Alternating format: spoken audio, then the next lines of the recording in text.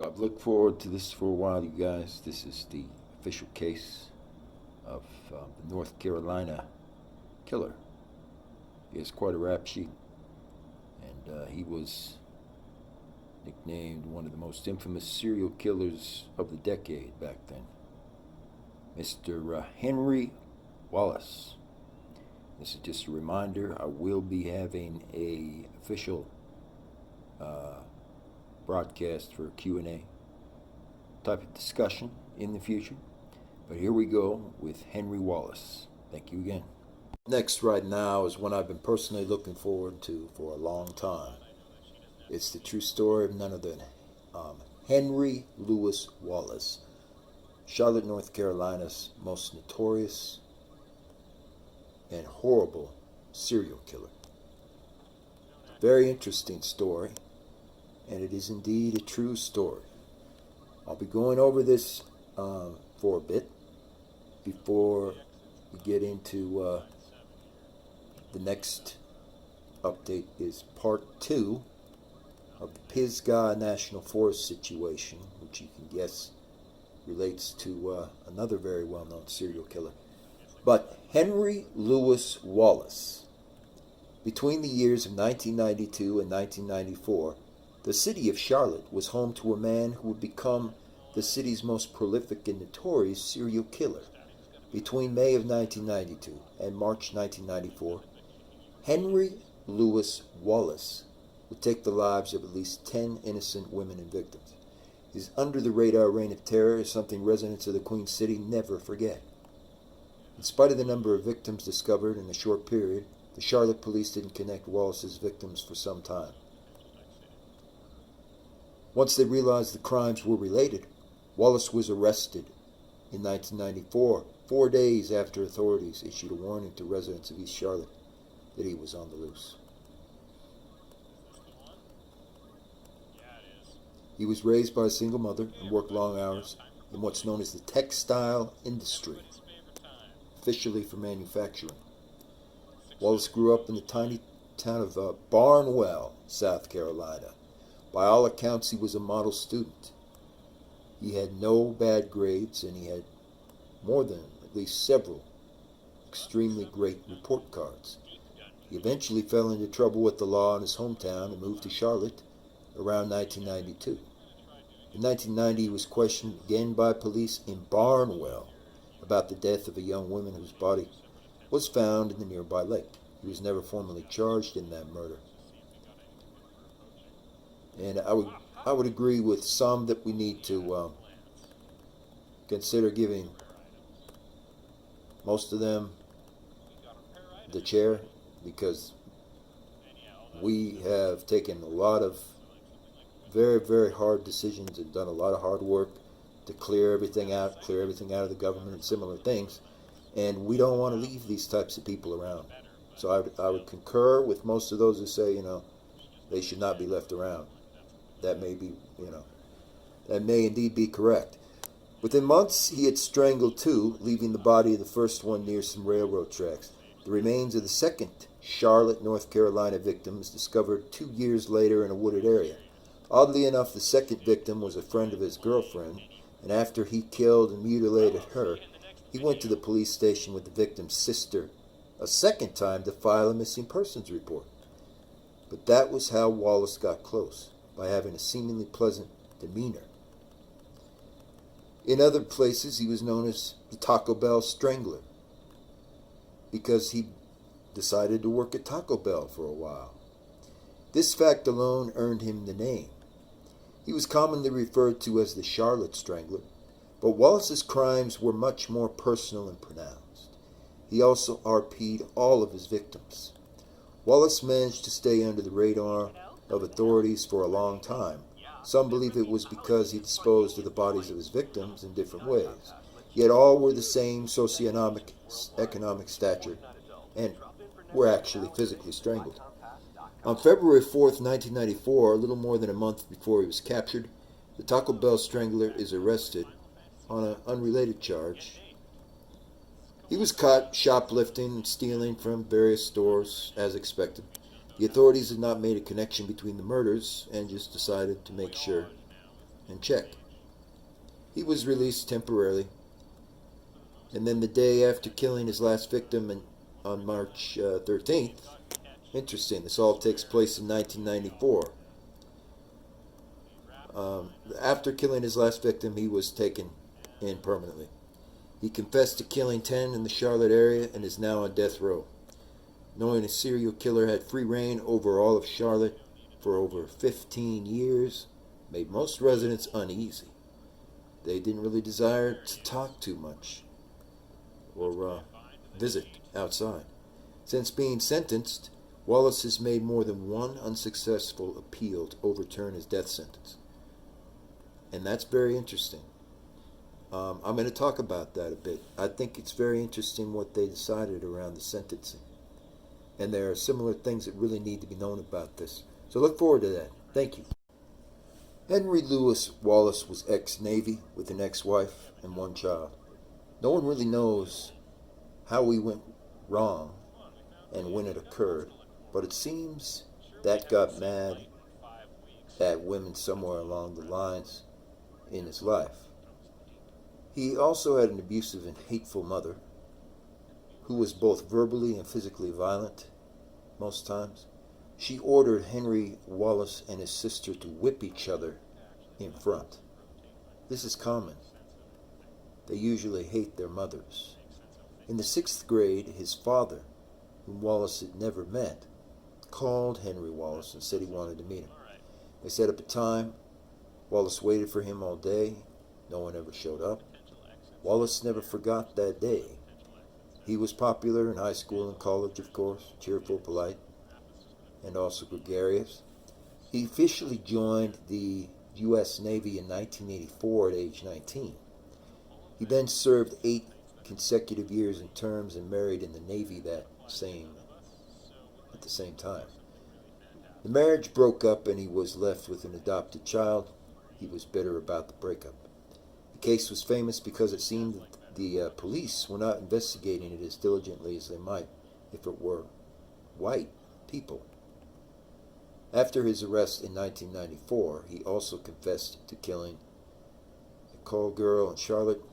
In addition, in the Navy, he had killed a woman named Tashonda Bethia in South Carolina. This didn't take long for him to strike again. He may have killed up to 20 additional women while in the Navy as his ships docked in various ports. He has gained weight, now weighs 400 pounds, and as usual, he had been married, this time to a prison nurse, Rebecca Torrijos.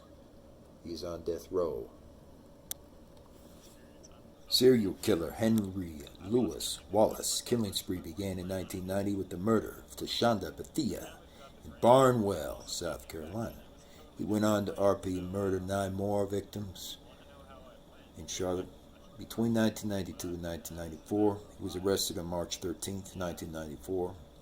After conviction, Wallace was given the death penalty. Early life. Henry Louis Wallace was born on November 4, 1995 in Barnwell, South Carolina, to Lottie Mae Wallace, a single mother. The home Wallace shared with his older sister, his mother, and his great-grandmother had no plumbing nor any type of electricity at all. Wallace's mother was a strict disciplinarian who had little patience for him at all. She did not get along with her mother either, meaning the sister, I believe, is who they're speaking of in this case, and the two argued a lot. Despite the fact that Lottie worked long hours at a full-time job in a textile mill, the family had very little money. As Wallace outgrew his clothing, he was given his sister's hand-me-downs. When Lottie felt the children needed to be disciplined and she was tired, she'd make Wallace actually place the switch on his sister and whip her. So this is unbelievable. When you think about it, Henry Louis Wallace had a very strange relationship with his sister, and later on it seemed progressed to the fact where you could sense they seemed like they were married for some reason. They shared a lot more with each other than the mother ever knew about Wallace himself. that could be somewhat responsible. But also, Wallace, in his early years, did acquire some psychopathic traits. If you look at his frontal lobe, if you look at different images that are out there of his actual brain scans, he was very, very messed up early on. So I don't know if that would have really made a true difference. Interesting thing is what it speaks about in Wallace's background. With nothing holding him in Barnwell, Wallace then chose to join U.S. Naval Reserve. From the reports, he did what he was told, and he did it well. In 1985, he married his high school classmate, Moretta Brabham. In addition to being a husband, he took the role of stepfather to Brabham's daughter. So he already had a complex relationship with his sister, is what I'm going to point out.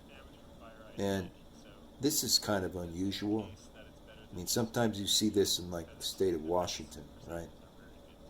Which is what I was going to bring up, but you don't see this in places like North Carolina. So he had an unstable relationship, I think you could say, with his sister.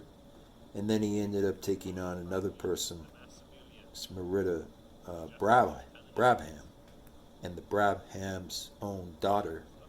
And you can kind of see how that's going to work out. And the unfortunate whole piece of all this is they never did anything to investigate the fact that he had such a strange relationship with his sister. That should have been the first thing anybody ever looked at. Should have been the first thing investigators looked at. So this is a big failure on the part of the system in North Carolina. When you look at this overall, there are a lot of warning signs. We can see that Wallace had psychopathic traits and tendencies. And while stationed in Washington State, he also served with burglary warrants for crimes in the Seattle metro area. In January of 1988, in fact, he was arrested for breaking and entering into a hardware store. He later pled guilty to a charge of second-degree burglary. That's why I say some towns in North Carolina, you never know what kind of grave robber you might run into, right? The judge sentenced him to 2 years of supervised release, but according to the probation officer, Wallace blew it all off. In February 1991, Wallace broke into his old high school and the radio station where he once worked. He stole video and recording equipment and was caught trying to pawn them all for money. In 1992, he was arrested for breaking and entering again. Due to his near-perfect service record, Wallace managed to get an honorable discharge from the Navy. And when the record came to light, he was on his way, they said. Shortly thereafter, his wife met him. In November of that year, he relocated to Charlotte. So it's interesting. I'm not going to go over all of it here, but it was clear that there was problems. There was a lot of problems, and he should not have been working at Taco Bell. I mean, there's definitely some real warning signs early on. In March 1993, Hawk's mother, Dee Sumter, and her godmother, Judy William, founded the Mothers of Murdered Offspring. On June 22nd, he RP'd and strangled another co-worker, Audrey Spain. The body was found just right nearby. On August 10th, 1993, Wallace RP'd and strangled Valencia Jumper and then set her on fire to cover it up. A month afterward, in September 1993, he went to the apartment of Michelle Stinson, a single mother of 2 sons. Stinson was a friend from Taco Bell, unsurprisingly. He RP'd and then sometime later strangled and stabbed her as well as the eldest son. It kind of indicates that he attacked the son as well for a number of these victims. And it makes sense kind of from a logistical standpoint of how Wallace turned out because of the strange relationship with his sister that he had. But what doesn't make sense is a lot of people missed the warning signs, and the warning signs were very, very stark. Afterward, he took valuables from the house and left the apartment after he had killed, Betty Jean Buchan. Wallace went back to the same apartment complex on March 8, 1994, knowing that Burness Woods would be at work and would have access then to the girlfriend, Brandy June Henderson. Wallace RP'd Henderson, held the child, and strangled her in his own crib, essentially. He also strangled the son, but the boy survived. Afterward, Wallace took some valuables from the apartment again. The police beefed up patrols in East Charlotte after two bodies of young black women were found at the Lake apartment complex. Wallace sneaked in to rob and strangle Deborah Ann Slaughter, who had been co-worker of his girlfriend, and stabbed her a total of 38 times in the stomach and chest. Wallace was arrested March 13, 1994. For 12 hours he confessed to the murders. He described in detail their appearances, how he had RP'd, robbed, and killed them, and spoke about his own addictions. But over the next 2 years, Wallace's trial was delayed due to a choice of the venue, DNA evidence for murder victims, and jury selection. Proceedings began in September 1996. On January 7, 1997, Wallace was found guilty of 9 murders. On January 29th, he was sentenced to 9 consecutive sentences. On June 5, 1998, Wallace married a former prison nurse, Rebecca Torrijos, in a ceremony held in the execution room. Since his conviction after that, Wallace made several appeals in an attempt to overturn the sentence. He stated that his confessions had been coerced and his rights violated. In the year 2000, North Carolina Supreme Court upheld the death sentence. His appeal to the U.S. Supreme Court was denied in 2001 and 2005, and the Judge Charles Lamb rejected any appeals to overturn the conviction. So, and really, people like this, because of just how severe these kind of cases are, I would concur with some who say it's just good to bring out the chair, for certain.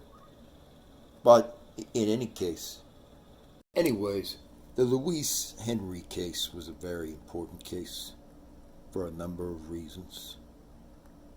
He's one of the first North Carolina serial killers who really went the full distance with everything that went on. It says Henry Louis, he was convicted of murder and given 9 consecutive sentences. Henry Wallace has been sitting in North Carolina's death row at the Central Prison in Raleigh since 1997.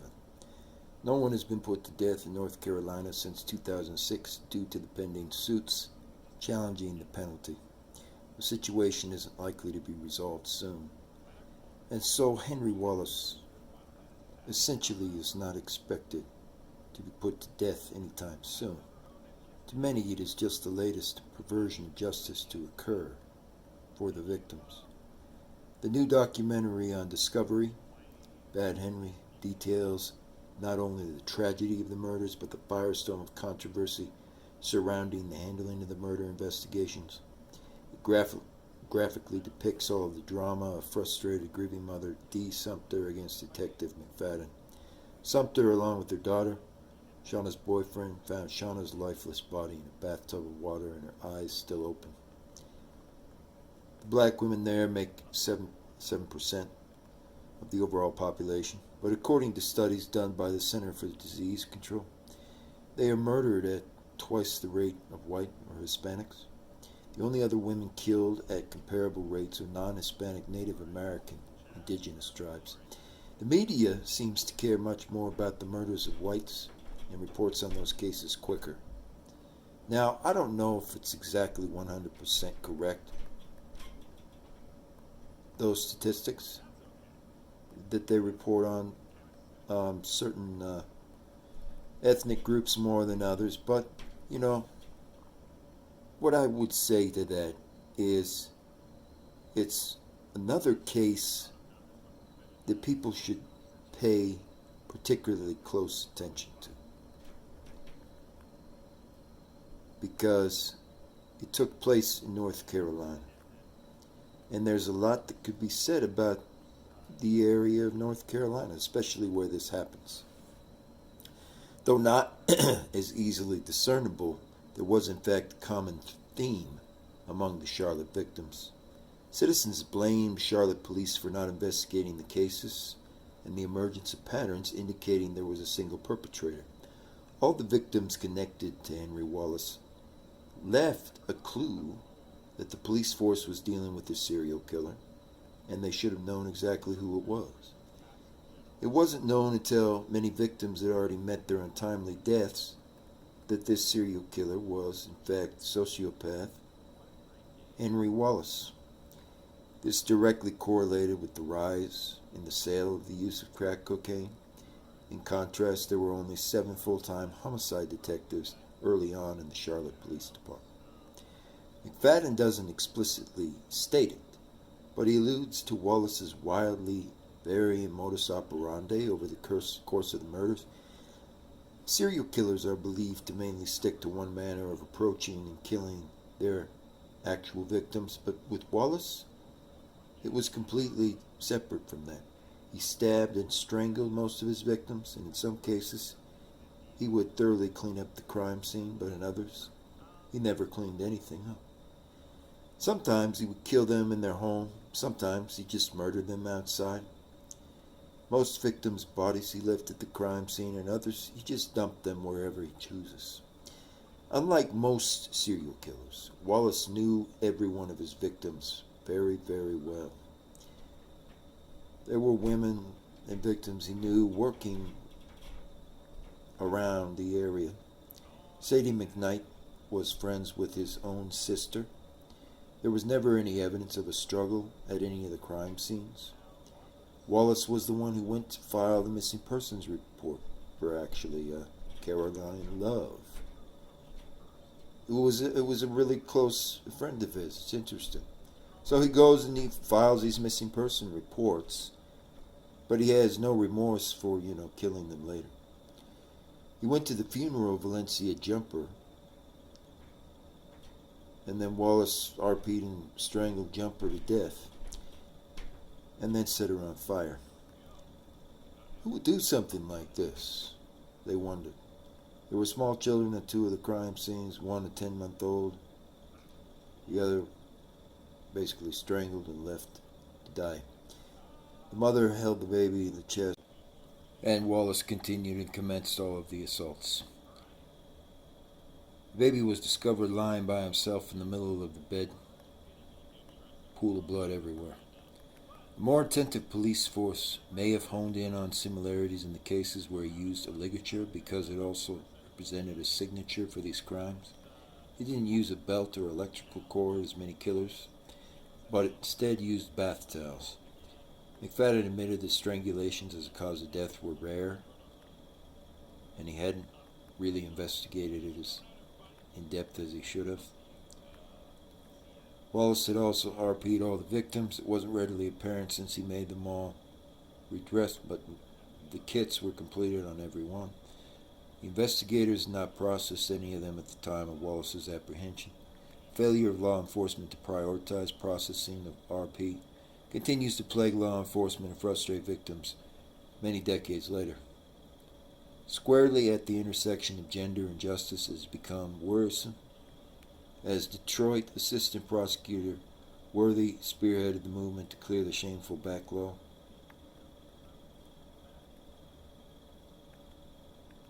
It's not just that nobody cared about them, it's the fact they were violated in the most unbelievable ways and nobody gives a damn. There may have also been a psychological blind spot. Back in 1992, black men weren't widely believed to be serial killers in the same way that white men are. Before Wallace, the only prominent black serial killer was Wayne Williams, who killed boys and young men. Black serial killers such as Morris Solomon, Carl Eugene, Maury Travis, Terry Blair, and others were quite rare. It is perhaps due to the Wallace case the subsequent cases following after involve many perpetrators of victims, or victims that are perceived as serial murders by law enforcement much earlier than they should be. So there's a lot of interesting things that can be taken away from this case. Overall, it says only after Wallace's rate of killing escalated practically one per day Was it a telltale signature? Two of the victims living in the same apartment complex had this occur, and that's when police noticed it must be a serial killer. So, what's fascinating about this, and I encourage people to definitely watch the investigative documentary on it, is they always keep referring to Wallace as just, a poor person of color, but they don't really dig deep. And what I was going to point on that vein is kind of a signing off issue here. Wallace exhibited serious signs of manic trauma. He had a serious case of chronic depression from his kind of failed relationship with some of his siblings, including his sister. And he had exhibited a lot of signs of schizophrenia, similar problems. And you could tell in the records at school. You could tell at the records with some of the neighbors that were interacted with and so on.